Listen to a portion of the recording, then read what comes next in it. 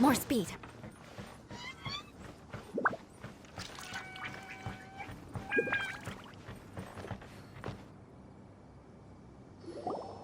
Oh my god, I can't believe my eyes. How can she lift that massive rock all by herself? She's gotta be one of those Adepti, surely. Oh, mighty Adeptus, please give me your blessing so that in the coming year I may reap a more bountiful salary. This is top tier in size and quality, and the condition it's in is quite simply immaculate. Congratulations, this item is approved for submission. I'm going to award you full marks for the Sunset Vermilionite item. May I take your name? My name isn't important. I'm not even here to compete. I was just delivering this for some other people. They should be here any minute now. Shenhua, and Ningguang's little helper. Ah, so you're the ones behind this. No wonder. The rarest talent turns in the rarest plastrite specimen. But I have to correct you on one point. It's not helper, it's secretary. Okay then, Miss Secretary, what do you think of the rock we found? Pretty amazing, right? In truth, it is the finest piece of plastrite we have received so far. If everything goes according to plan, we will use this piece in the foundation of the Jade Chamber, which will enable us to proceed to the next stage of construction. As a side note, Lady Ningguang has rented some dwellings in the nearby area to serve as accommodations for the contestants. If you need a place to rest, you are welcome to stay there. Now, please excuse me. As you can see, there is still a lot of work to do on the building site. Shenhua, Shenhua! Just now on the way over, pretty much everyone was singing your praises! Oh, really? What kind of reaction is that? So strange. Aren't you happy about it? Whenever Paimon gets praised, Paimon can't help but hold her head up high and break into a big smug smile. I've had similar compliments before. They call me an Adeptus, treat me with great deference and respect, as if I'm set apart from the common folk. Yeah, 'cause that's how Adepti are. At least the ones we've met are pretty unique and reclusive, too. Way different than normal people. But I am not... Shenhua? I'm fine. I've been exerting myself quite a lot ever since we set foot in that abode. I'm just a little fatigued. Well, Byron said that there are some makeshift hotels we can use, right? Let's go check in and take a rest. No need. I simply need to find myself a secluded place in the wilderness to sit and meditate in silence. You can't do that. It's dangerous out in the wild on your own. When you're hungry, you go eat something tasty. And when you're tired, you go lie down in a nice, comfy bed. All right? Seriously, don't punish yourself like this. Okay. If you insist. Great! Now we're talking. Let's head to our hotel.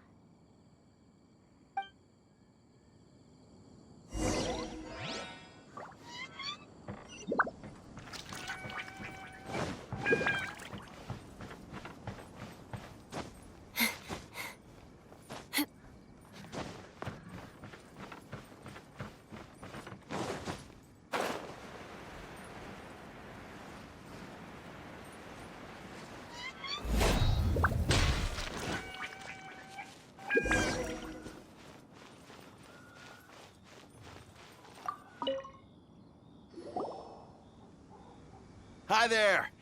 Checking in, are we? You're just in time. We only have 2 rooms left. Since this was chosen as the building site for the new Jade Chamber, we've had a constant stream of people in this area. And not just workers either. Visitors, business people, tea sellers, all sorts. So, Business is booming for me today. Very few vacancies. You're lucky you got here when you did. Great! One of your rooms is still being cleaned. I guess it should be ready within the hour. The other room is just at the door on the left. Here are your keys. All right. Hope you enjoy your stay. Please excuse me, I'll leave you to it. Shenhua, you should go get some rest. We'll hang around outside until the other room's ready. Paimon's gonna go see if there's anything good to eat around here. Paimon couldn't help but notice one of the guests walk in with a huge grilled chicken drumstick before. Let's buy one for Shenhua, too. She can have it as a midnight snack. Or save it for breakfast tomorrow. All right. I will head to my room for now. If you need anything, don't hesitate to disturb me. I'm a light sleeper. I will hear if you knock on the door. See you tomorrow.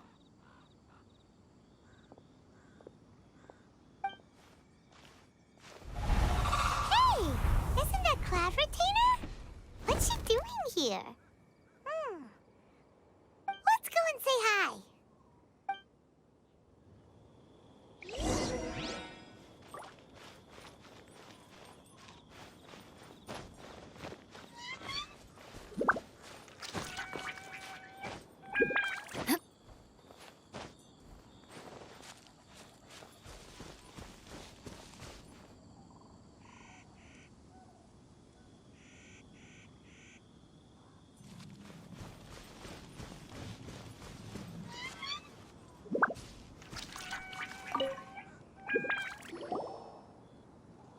One trusts you have met Shenhua. So, are you getting along quite well? So far, so good. Yeah. So, you know Shenhua too, Cloud Retainer? Naturally. Save for Ganyu, who spends the majority of her time in Liyue Harbor. All the Adepti living today are acquainted with Shenhua to some degree. Cool. So, what's her Adeptus name anyway? Calling her Shenhua feels kind of friendly, but also kind of disrespectful. So Paimon's thinking maybe it'd be better if we called her by her Adeptus name instead. Her Adeptus name? Why, pray tell, would Shenhua have an Adeptus name? Don't all Adepti have a special title they go by? On this latter point, you are correct. However, Shenhua is human. Oh, right. Wait, what? What? You knew already? So is Paimon the only one who didn't know? Do you mean to say that she presents differently from ordinary human beings? Well, to start with, her problem-solving methods are extremely direct. Ah, yes. She was like this all those years ago when one first met her. In this respect, she has not changed. One first found Shenhua by chance in a cave. One was passing by and sensed the presence of a god's remains. Being of an ever-vigilant disposition, one entered immediately to inspect the scene. Inside was Shenhua, then aged around 6 years old. In her hand, she held a dagger with which she was confronting a monster that was the god's remains incarnate. That sounds so dangerous. When one arrived, she had already been locked in confrontation with this monster for several days. Most mortal children are fragile, both physically and mentally, and are highly reliant on their parents for survival, but not so her. That she was able to endure such terrible danger was due not only to her strong willpower, but also to the bloodlust and homicidal instinct with which she was born. One dealt with the monster, yet she still refused to lower her guard. She even pointed her dagger in one's direction and remained ready to strike. Only after she was satisfied that one had no intention to cause her harm did she finally relent. She then passed out without uttering a single word. In other words, if you hadn't passed by that day, Shenhua might have... Not necessarily. Upon one's arrival, one could sense that the god's wrath was gradually receding. Even had the stalemate continued, one suspects that Shenhua may have still emerged the victor of the confrontation. That's still so dangerous, though. Why was a tiny little kid battling against the wrath of a god in the first place? Alas, the mortal world is rife with suffering of every kind. And she had experienced her fair share of this, even at a tender age. Seeing that she was homeless, one decided to adopt her. Indeed, it is one to whom she refers. Shenhua has an extraordinary constitution, making her well adapted to practicing the Adepti arts. All the Adepti cherished her talents, and so we were willing to train her. However, her homicidal urges did not subside with age. Rather, they grew stronger day by day. Mooncarver once performed a divination for her. He declared that her fate is to bear the curse of calamity. Consumed by malevolent energy, she is prone to bring harm to those around her. Such is the magnitude of the danger this poses, that her soul must be bound with red ropes to keep her homicidal instinct at bay. The red ropes have indeed served to keep her calmer and more content. They also seem to have rendered her somewhat inexpressive. Perhaps the red ropes are so powerful that they have suppressed some of her other emotions as well.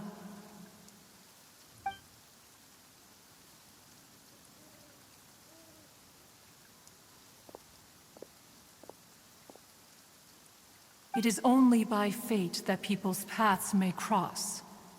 Now that Shenhua's path has crossed with yours, please be sure to treasure the gift that fate has given you, and take good care of her. Oh, now Paimon gets it.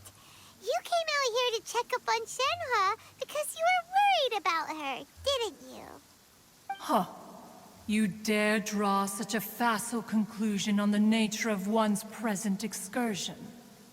Incorrect. The truth is that while Liyue Harbor may seem peaceful today, danger is always lurking in the shadows. Ningguang once made a bold assertion that this is to be the era of the contract between Liyue and the humans. Well, one is most curious to observe how she will respond to the coming storm. If she handles it admirably, one is willing to be a witness to her achievements. But if she does not, the Adepti shall not hesitate to seize control. Let us conclude our conversation here for today. One has occupied enough of your time, and night is approaching. Be sure to get ample rest.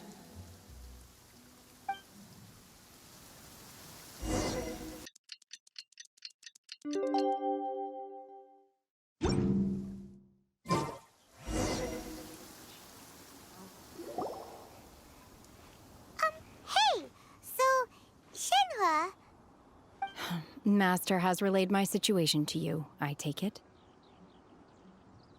Oh? How did you know?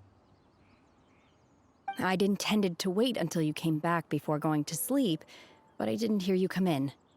I was worried that something may have happened to you, so I went outside to check and caught sight of my master. On top of this, you have been acting very strangely around me this morning, causing me to suspect that my master must have told you everything about me. After all, Master is... very talkative. Sorry,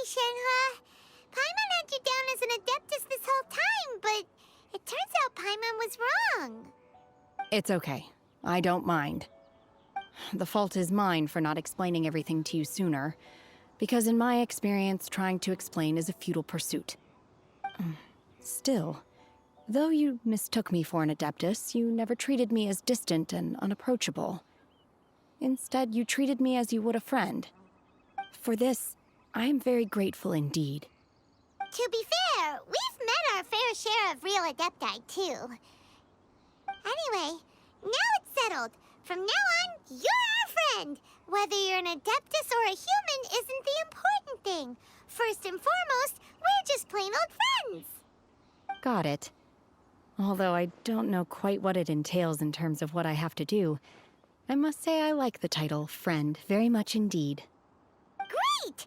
Well, now that we're all rested up, we should start searching for the other 2 items on the list. But before we do that, let's go to the building site and ask Ningguang's little helper how the progress is going.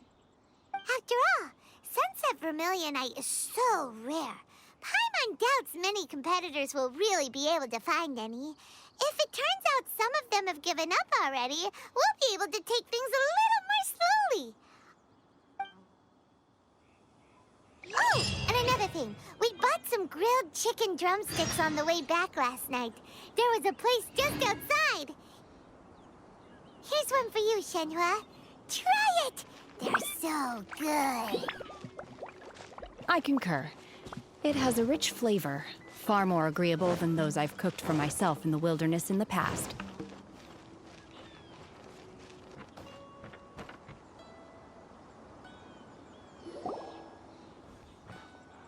Look, it's floating into the sky!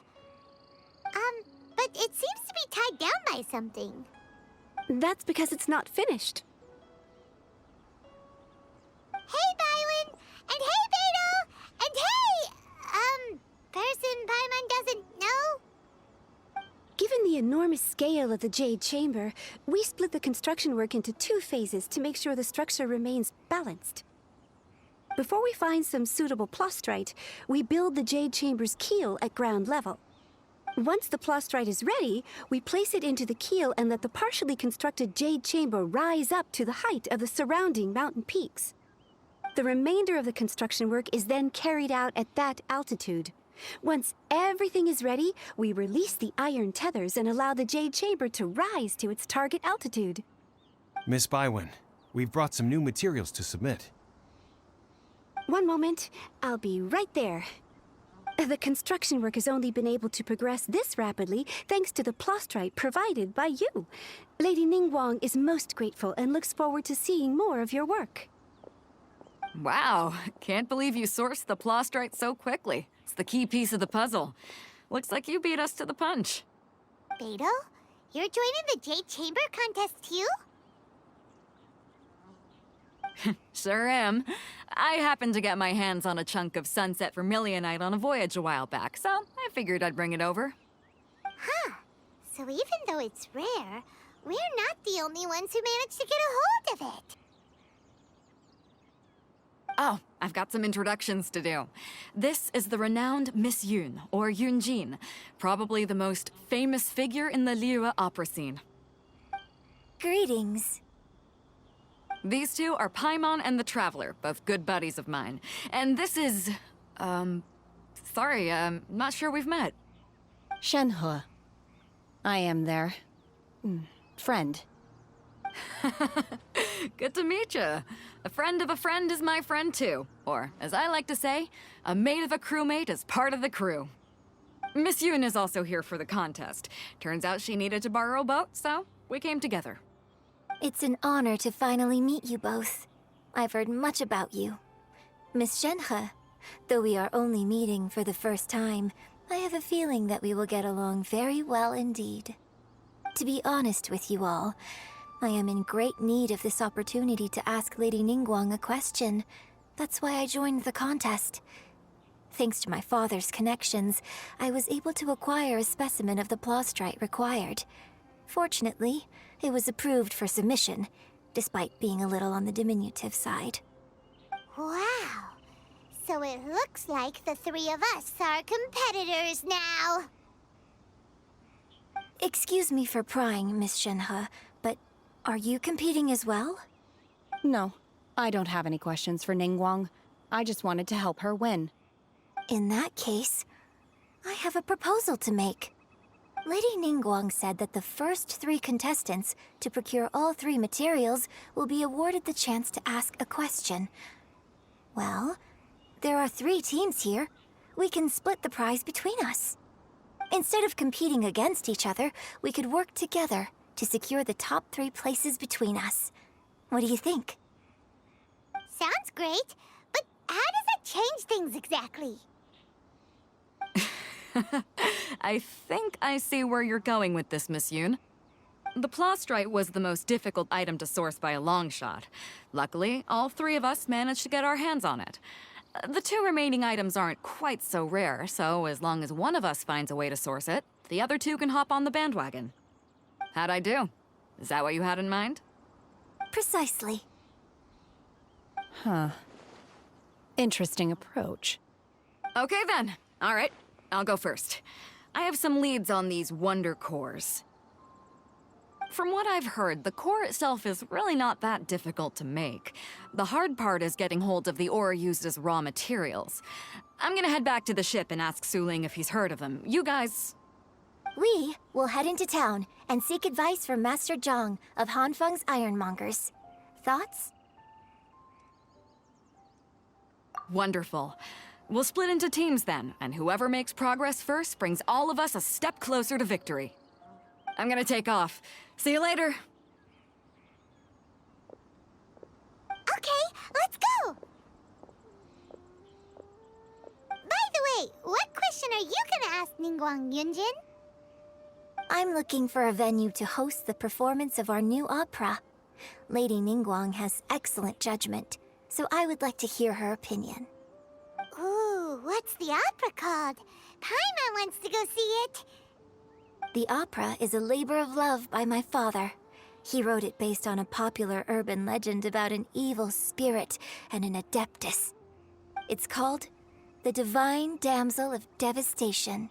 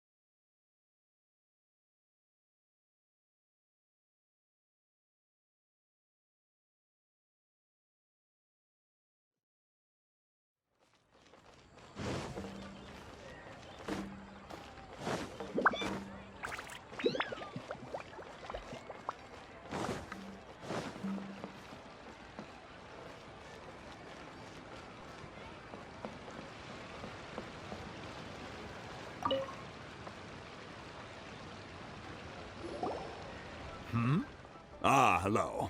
Are you here for something off the shelf, or do you need something forged? Excuse me, Master Zhang. We were wondering if you'd heard of something called a Wonder Core. Of course I have. Sorry, who's asking? My name is Yunjin. Perhaps you don't know me, but I believe that you forged some weaponry for my father in the past, for stage use. Yunjin? Stage use? Oh, so you must be Miss Yoon. Sorry, my brain's finally caught up. It's not used to doing much beyond bashing a hammer all day. Everyone's heard of you, Miss Yoon. Even folks who don't make it to the opera all that often. Like myself. So, you're here to ask about Wonder Cores, huh? As it happens, I do know how to make them.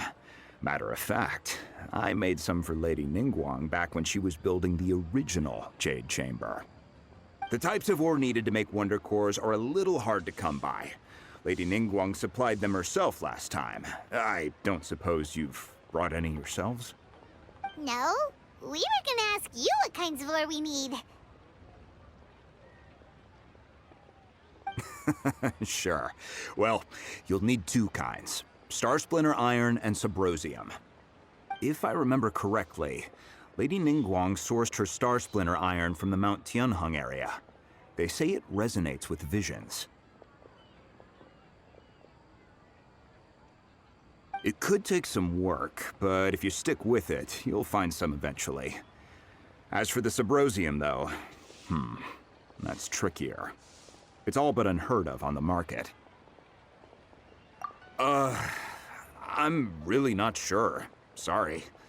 What I've heard is that the people around Mount Tianhung have some sort of magic trick that can pinpoint the location of the stuff. Of course, it's probably just hearsay. If you want my advice, start by looking for Star Splinter iron around Mount Tianhung. And if you run into any locals, ask them a few questions about Subrosium. Mount Tianhung. Interestingly enough, the story of the divine damsel of devastation also takes place on that mountain. I hear the view there is quite spectacular. A favorite destination of the Adepti, in fact. Perhaps it can give me some inspiration. Let's not delay. We should head straight there.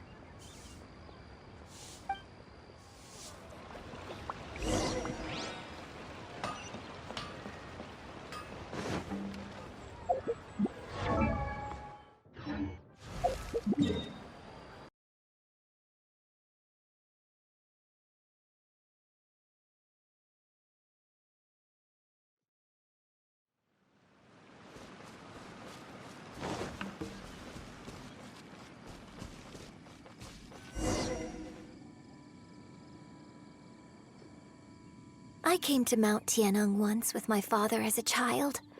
I remember it being such a long climb that I could barely feel my legs by the time we reached the top. This is quite a trip down memory lane for me.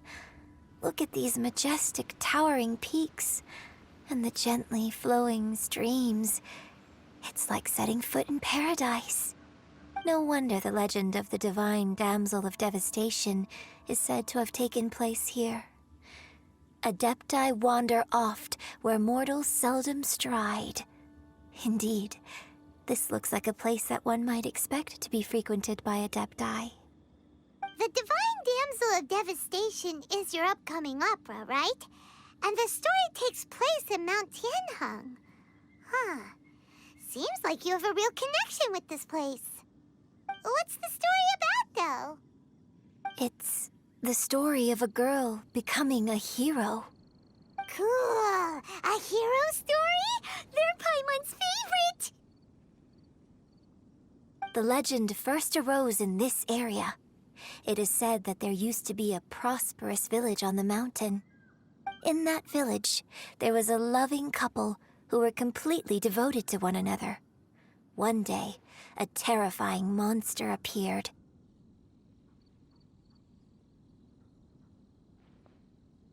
The wife was out collecting herbs and was captured by the monster. Her husband was so distraught at the news that it broke his spirit and drove him to madness. The vile and vicious monster told the villagers, "If you want to live, you must sacrifice a child to me." What a nasty piece of work! Paimon sure hopes this monster gets put in its place! But the monster was so terrible and so strong that all within the village were terrified of it. They had no choice but to give in to the monster's demand. Just while they were discussing whose child would be given over to the monster, a little girl suddenly stood up and came forward. No! Don't do it, little girl! Unbeknownst to anybody else, she was concealing an exorcist's blade. She approached the monster's lair, feigning fear and trepidation. When she finally arrived, she courageously drew her sword and entered into a fierce struggle with the monster, from which she eventually emerged as the victor. Her extraordinary abilities drew the attention of the Adepti, and they took her as one of their own. Her story became the stuff of legends. But alas, the paths of mortals and Adepti seldom cross, and she would never again re-enter the mortal world. And so, destined to grace the mortal realm for but a brief moment, she vanished like a wisp of smoke into thin air. That's how the opera ends. I really like this story. But I personally think that perhaps the little girl was not as brave as the opera makes her out to be. I'm not sure she deserves all the praise she is given. I've never considered that before. Opera is always an interpretation of the events it purports to portray. A certain degree of deviation from the truth is always inevitable. When my father wrote the script for this play, I suppose his intention was to inspire his audience with the character of the divine damsel. I think it's a great story. The ideal story. Well, it sure inspired Paimon! Let's go get ourselves some Star Splinter Iron! Yeah!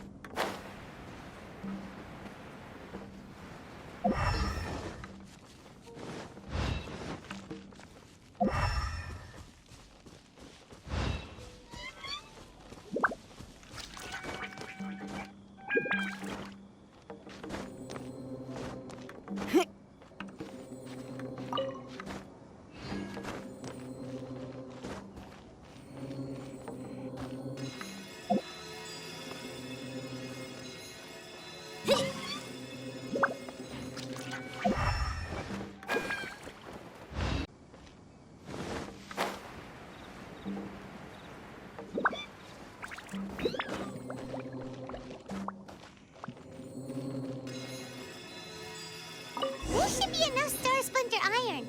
Now we just need to find that Subrosium. I think I saw a village on our way here. Master Zhang said we should ask the locals for help. Why don't we try there?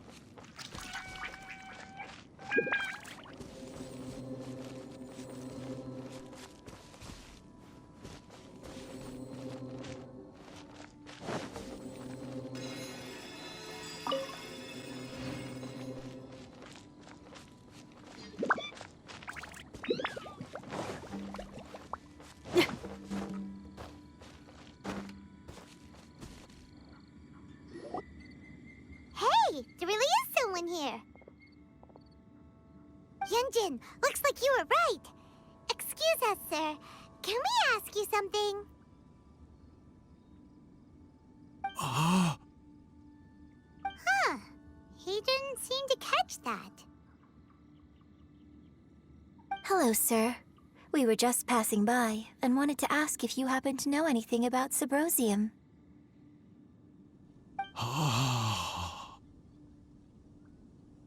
Is he trying to tell us to look for clues in the village?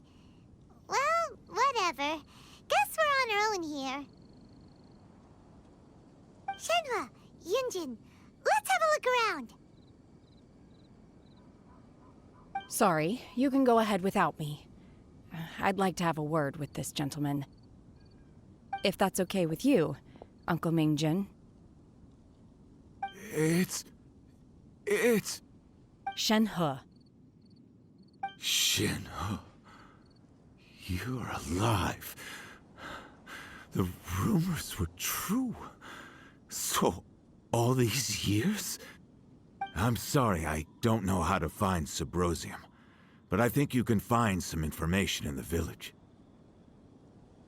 This place is deserted now. No one ever comes here, so you can rummage around all you want. Huh? You know this guy, Shenhua? Thank you, kind sir. We'll go and take a look around. Don't worry. Mingjin has no ill intention towards Miss Shenhe. She'll be quite safe. Okay, then let's see what we can find in this village.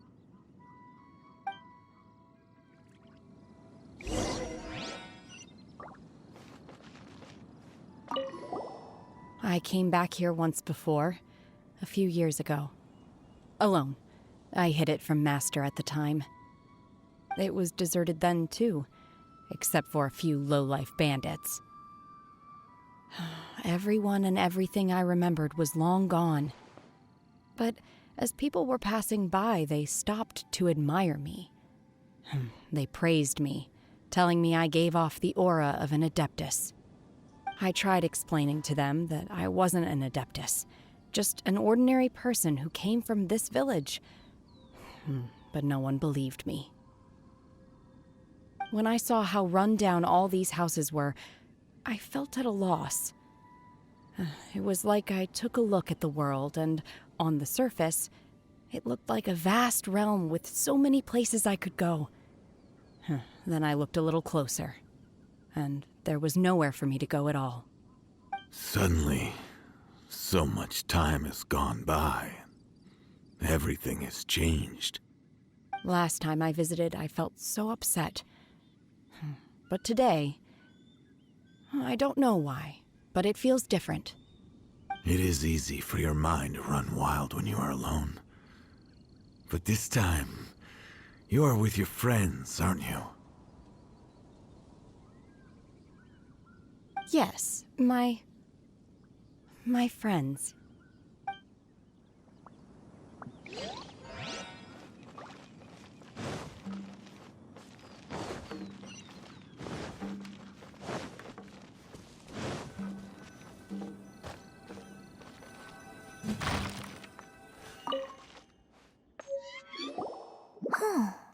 What's this?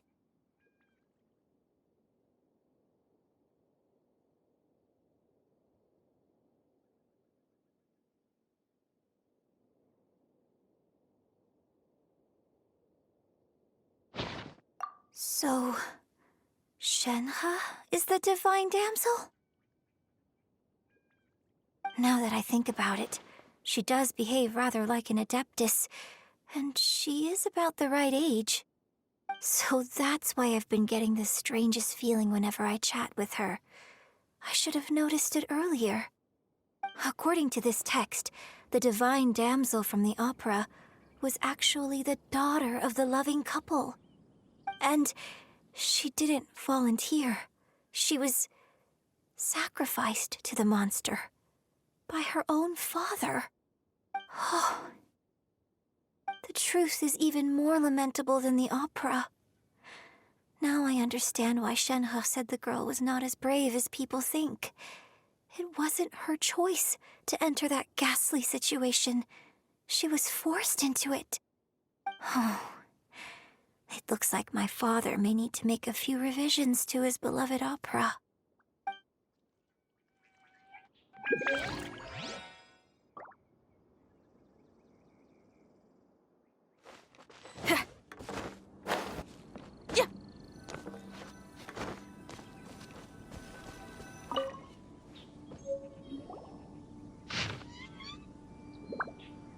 So it seems that Shenhua's father thought he was summoning a benevolent deity using a magic incantation.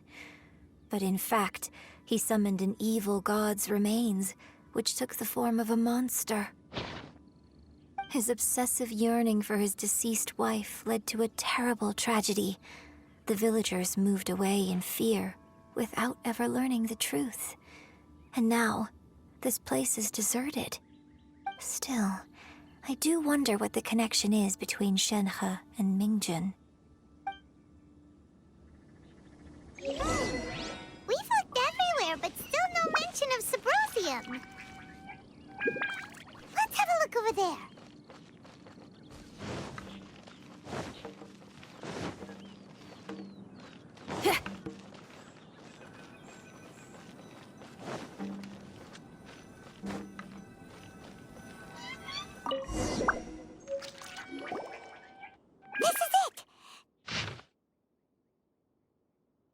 So basically, we need to go to the middle of the lake south of Mount Tianguang at dusk, and we'll find us some Symposium.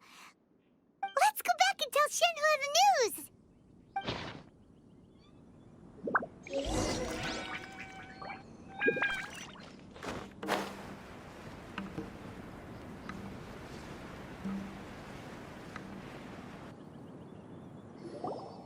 One year when I was back visiting, I heard a story about a white-haired adeptus from a merchant passing by. I never imagined it was you. I was a very close friend of your father's. I could have stopped him from performing the summoning ritual. I had plenty of chances, but I couldn't bring myself to stand up to him. I just let things happen, let it all escalate. Well, we all know how that story ended. I bring flowers back here every year.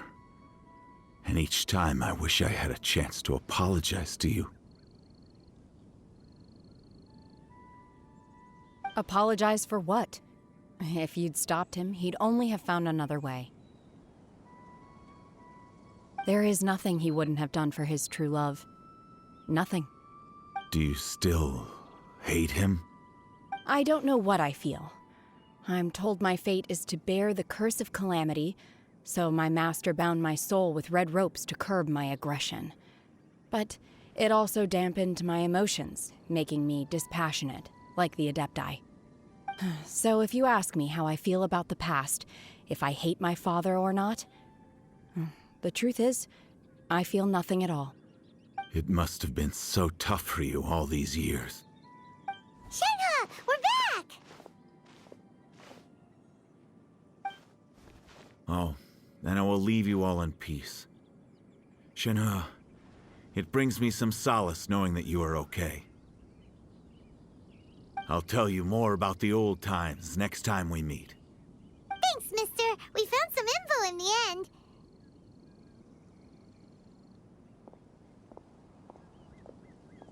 Shenhua, look! This tells us how to find Subrosium. All we gotta do is go to the middle of that lake! Let's go then.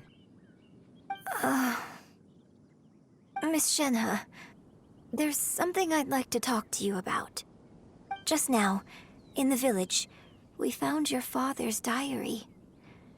It turns out that many of the details in the Divine Damsel of Devastation are not true to the facts. So I'd like to change them. Why?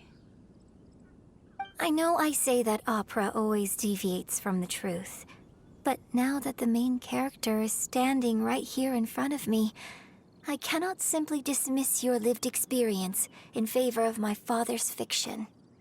It's okay. I like your version. But, My master once said that the day I learn how to use my strength for the good of others is the day that I can truly become part of human society. So, I hope that one day I might be brave enough to stand up and protect others, just like the girl in the opera. But I've never thought this way before, and I wonder whether I will continue to think in this way. Don't worry. I believe you will. In fact, I think maybe you've already started to become the person you aspire to be. You just haven't had the opportunity to see it for yourself yet. Shenhua! Yunjin! Cut the chit-chat! Let's go! We can't let someone else beat us to it!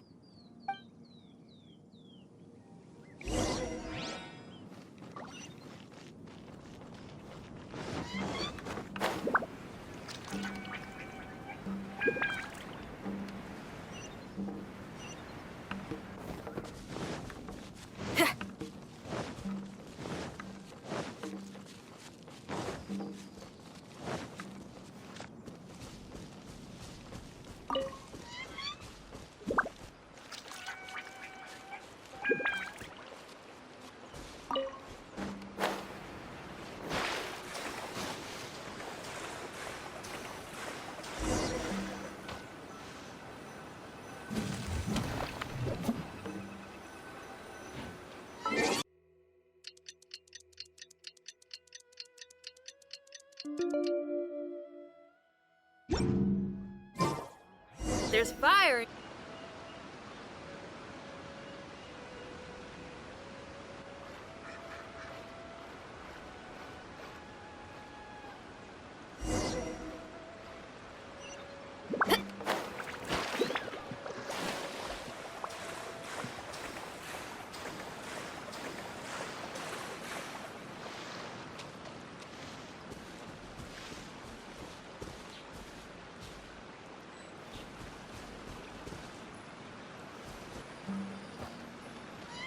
That's everything we need! Let's head back and report in! Paimon's curious if Beto's made any progress.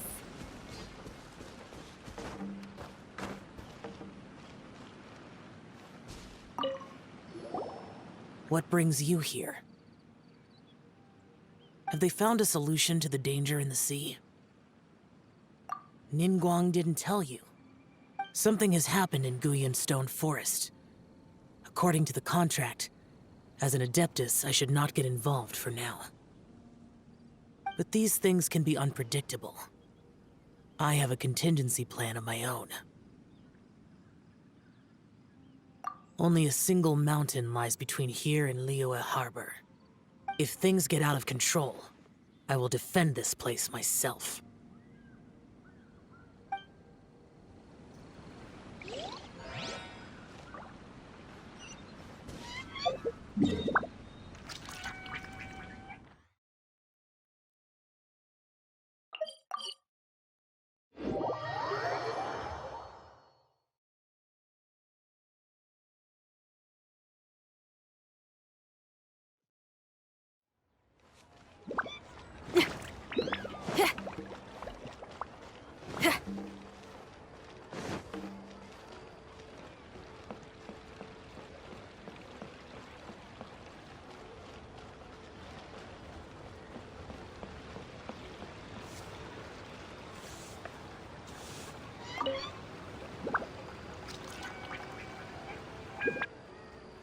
Oh, goodness.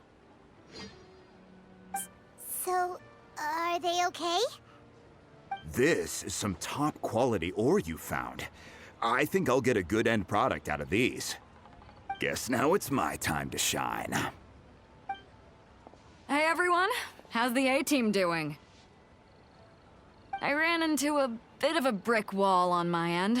Suling's never seen a Wonder Core before, and says it'd take a lot of research for him to get up to speed. Leave the Wonder Cores to me. I'll work on them while you go about your business. Don't worry. It won't take me too long. Much obliged, Master Zhang. We should look into the Adepti sigils next, but where should we find items relating to the Adepti?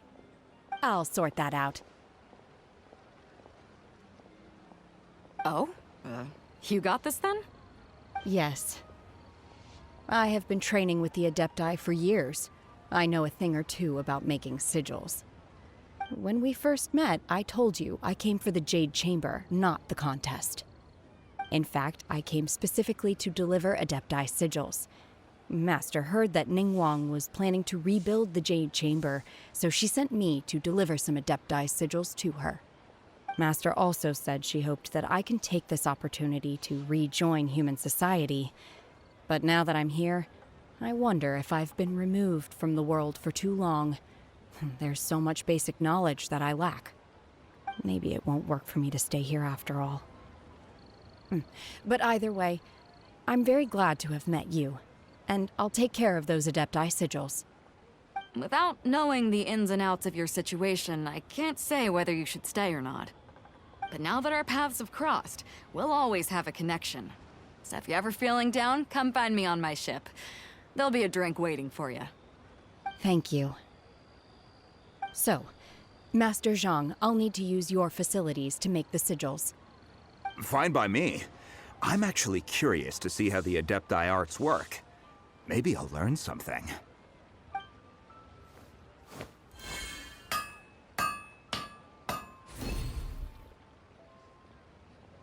Whew.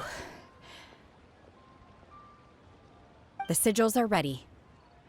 Though they are in some respects inferior to my master's, I can assure you there will be no quality issues. I've finished forging the things you asked for, too. Great! Let's go submit them before someone else gets there ahead of us.